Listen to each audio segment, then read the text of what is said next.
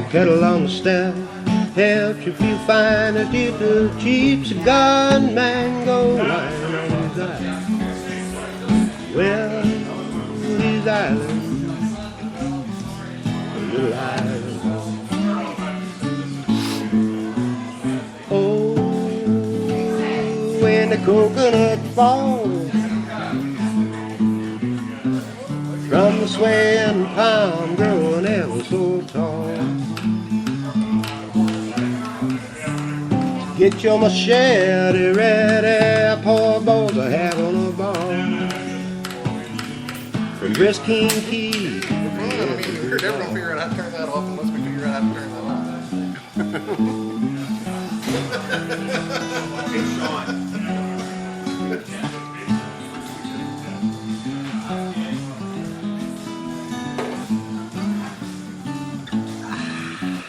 South on one just past the glade where the mangroves grow.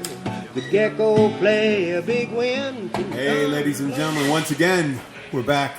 The Keys bartender from The Catch in beautiful Key Largo. I'm Jim, the Keys bartender. I'm here with Connor Barrett. Good evening, ladies and gentlemen. How are you doing tonight?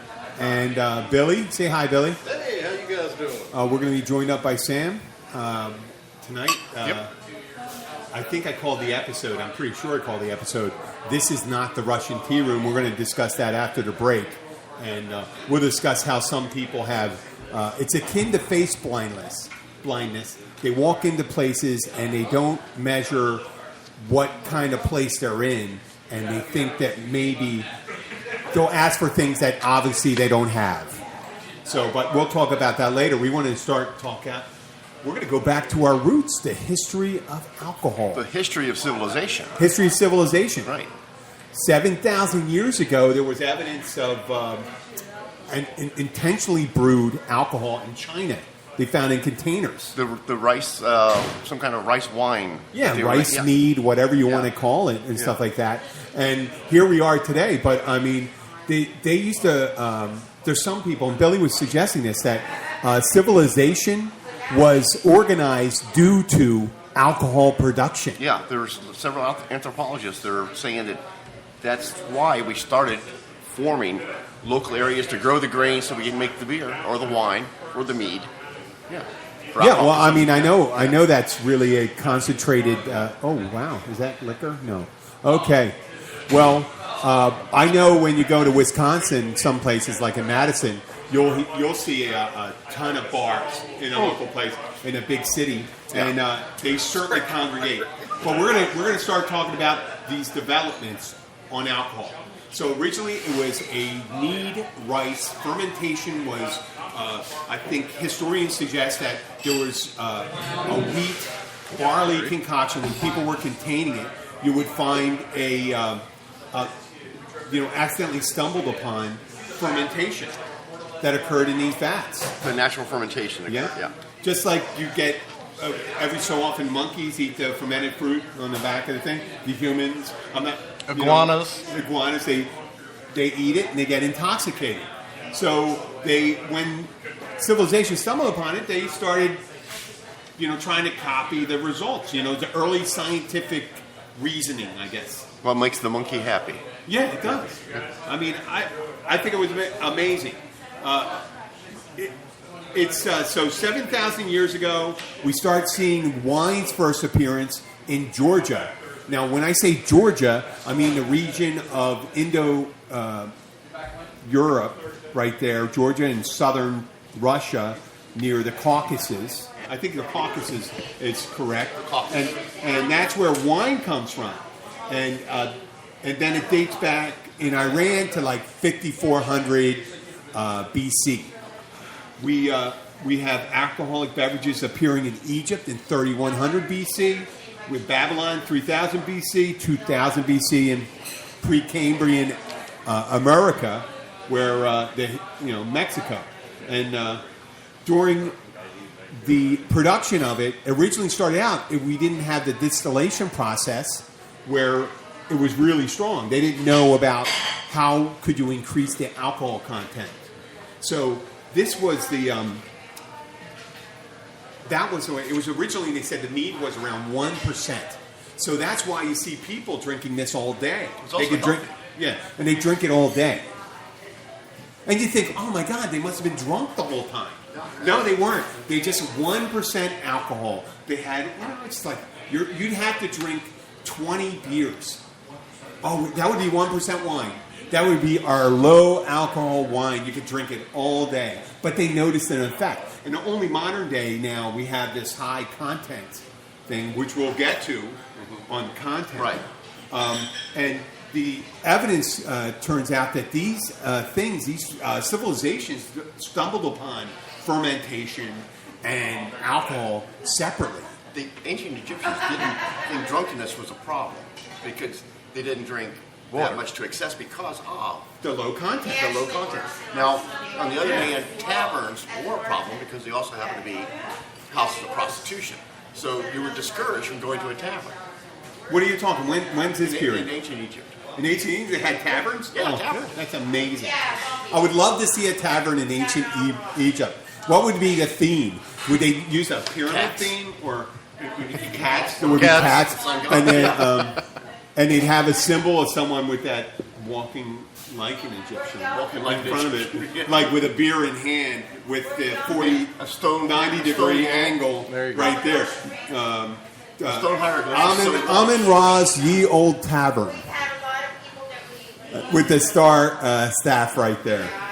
So, yeah, evolution of liquor. So we have the evolution of wine, mead, beer, and then the strength and content of alcohol versus the historic consumptions. I read that in Sweden, they drank 40 times the amount of beer than they do in modern day. 1% alcohol, not the IPAs. There's an IPA I think we have on draft here, Sean. What is it, 8%? 7. The Lagunitas? 6.2. 6.2? Well, it's still pretty strong. What's Bud Light? 3? 3.8? 3.5. Well, and you do remember the show we had. There's alcohol by Yeah. volume And and alcohol alcohol by weight. And this is where people misunderstand that American beers aren't that much weaker than Canadian beers. I hate to inform people that because we do alcohol by weight, not by, and they do measurements ABV, alcohol by volume. So you'll see a higher percentage on Canadian beer versus that. So they also said a medieval a Catholic nun's consumption was 40 pints of beer a day. 40 pints of beer a day. Wow. Well, there you go. 1%. You didn't want to And drink the British water. Navy gave an allotment of 1 gallon every day. How in the heck did they conquer the world with that kind of consumption? I have no problem drinking a gallon of beer. No, but what are you doing after that? You can't even go to the drive-thru at McDonald's after something like that and get a Are you concise kidding? order for 3 people. Dude. What? Yeah, you'd have to. Yeah, they'd be. Well, yeah, they'd be. Seriously, the whole bilge a- section a- of a the case of ship Bud Light is would not be a big thing. Full of urine, or they'd be guys. Yeah, 1 gallon a day. But once again, that's versus.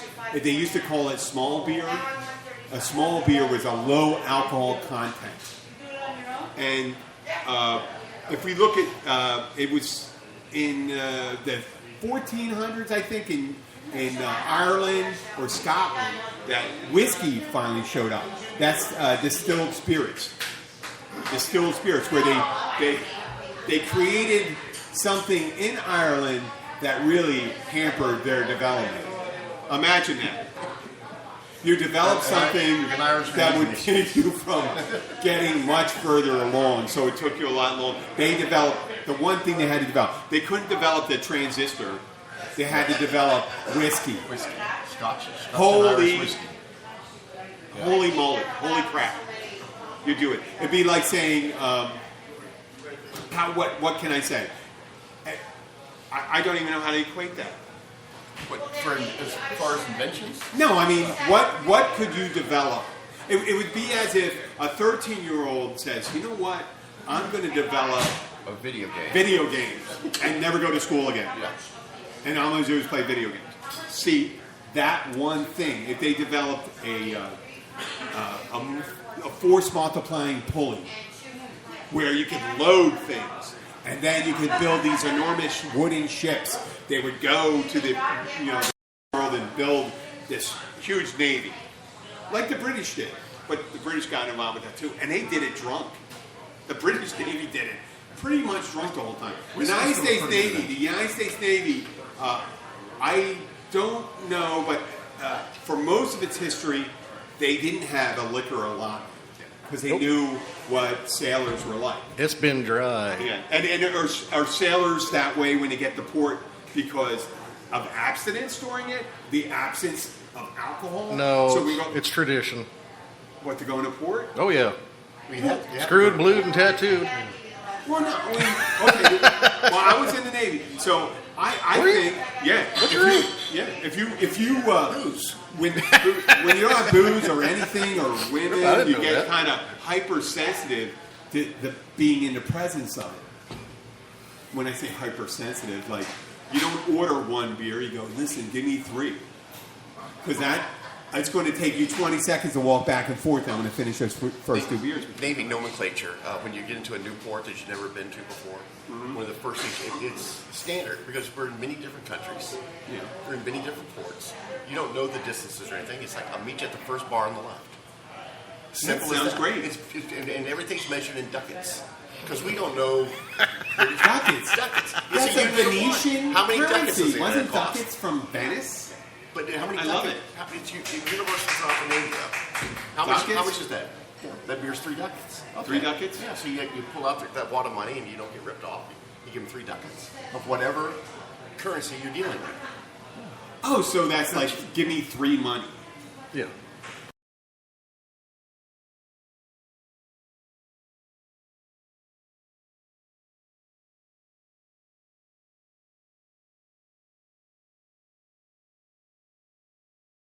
Always would.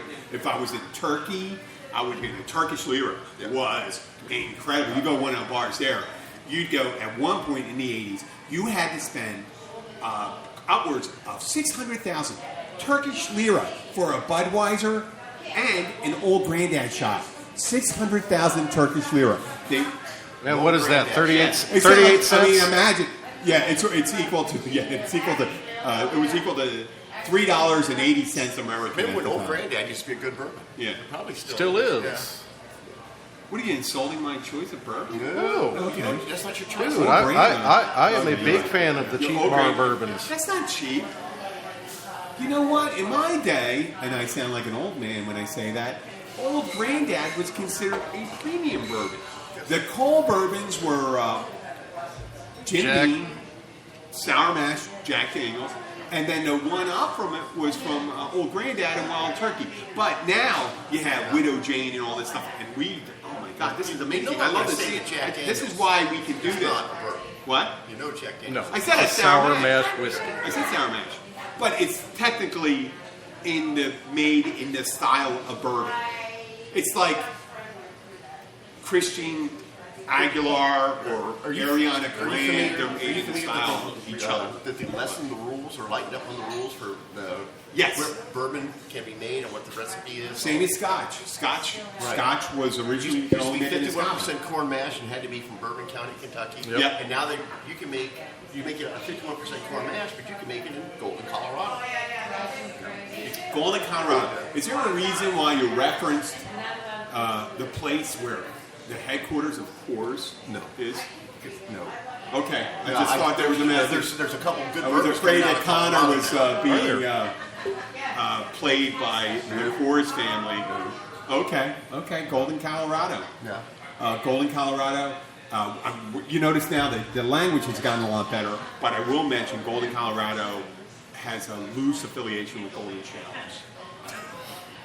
And if you don't know what they are, don't worry about it, because yeah, that's it. You know what? It's all right. We can say those things because you'd have to do deep research to find out that it's not. Just because you can doesn't mean you should. The strength. The strength of beer and alcohol.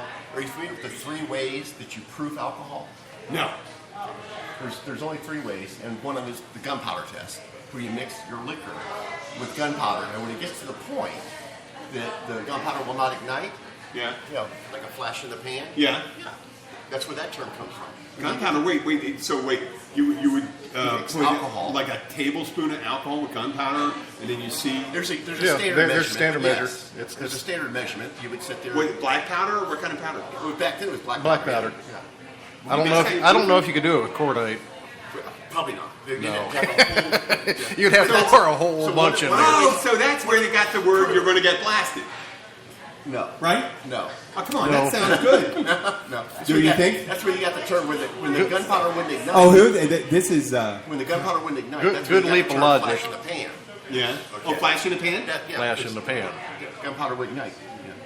Oh, that's it. That is very interesting. Yeah. I love that. The other's the bubble shake test. Bubble shake. Have you ever seen the TV shows, the reality shows where the moonshiners are making their whiskey and they put it in a mason jar and they shake it, and you gauge by how tiny the bubbles are and how quickly they disappear, correlates to the proof. And the third method is much more scientific, but also